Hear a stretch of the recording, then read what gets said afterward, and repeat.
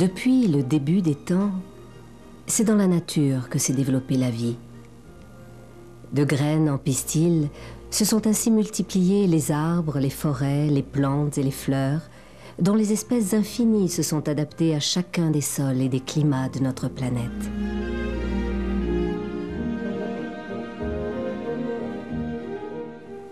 À Fos, sur la colline, c'est le règne des pinèdes et des garrigues odorantes. Malgré la proximité de la ville, cette nature apaisante paraît bien loin de l'actualité du monde et de l'agitation des hommes. C'est le domaine enchanté du bonheur simple, un moment rare, volé au temps. On se laisse envahir par la magie de ces instants éphémères, sans cesse renouvelés.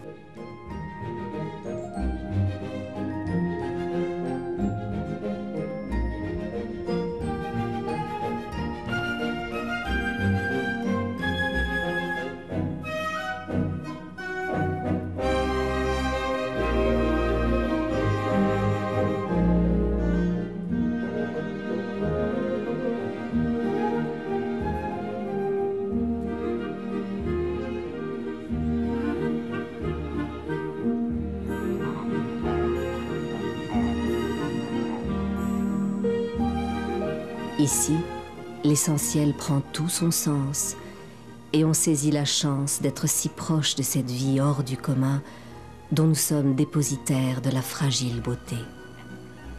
Il suffit de quelques secondes, d'une étincelle, pour que se taise la cigale.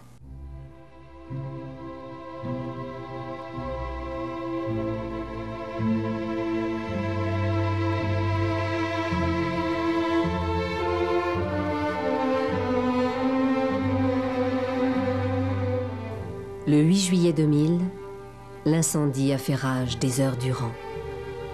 Le feu, efficacement maîtrisé, a cependant laissé derrière lui 70 hectares dévastés.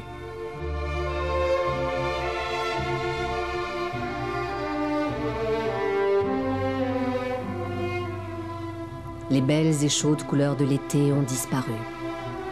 Seuls restent les troncs calcinés et la terre grise. Et puis, le silence s'est installé.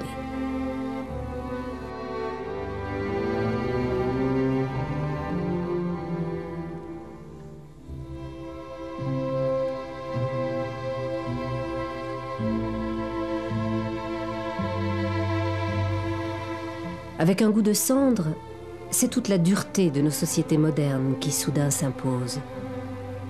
On pense à la guerre, à la famine, aux peuples opprimés, aux enfants maltraités, à la loi implacable de la productivité et aux blessures de nos propres vies.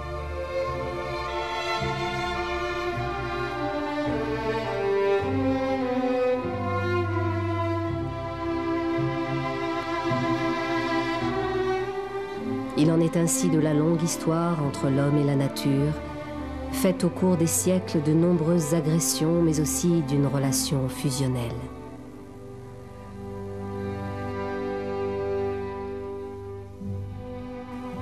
Alors, que la forêt renaisse, pour que la vie revienne.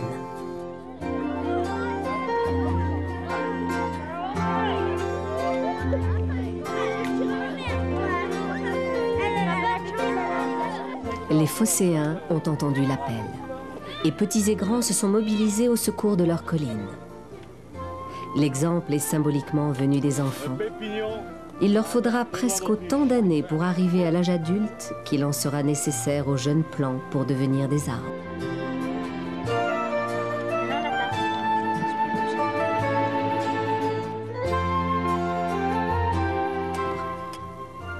Comme en gage d'espérance, 5000 arbres sont ainsi offerts au millénaire qui commence.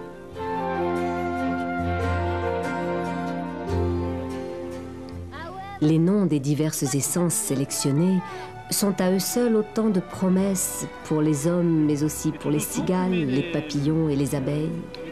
Sorbier, arbousier, olivier, laurier thym, cyprès et pin pignon poussent les portes du XXIe siècle.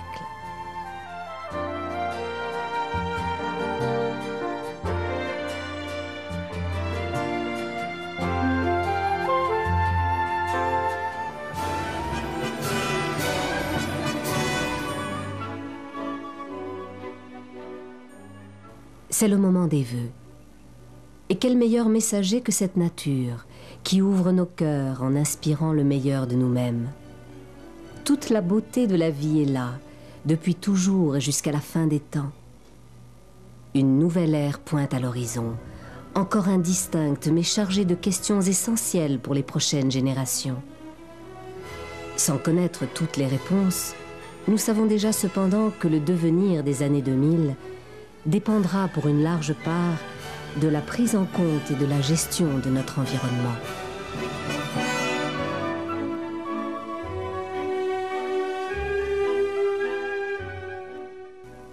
Sans arbres, sans fleurs, que seraient nos libertés et nos rêves? Prenons le temps d'écouter, de sentir, de regarder, de nous émouvoir et de nous émerveiller. C'est en nous que se trouve le secret du bonheur.